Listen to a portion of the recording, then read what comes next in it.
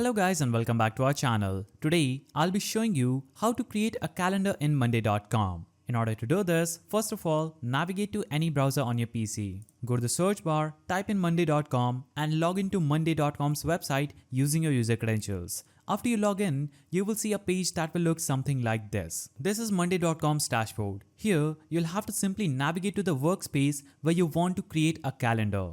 After navigating to the workspace, you'll have to simply click on this small plus icon just after the main table button. And if you have a lot of views, you can simply select this plus icon just after the views and click on the calendar option from this. When you click on calendar, this is going to create a new calendar on monday.com. Now you can easily manage your tasks using this calendar. You can simply select any date, click on the plus add icon and name this item anything you want. Select a group title, add the person, select the status for this date and choose another date if you wish and click on create item. I just created this item on this day. Now you can select this, click on this three-dotted icon and click on delete item. When you click on delete, this is going to delete that item from your calendar.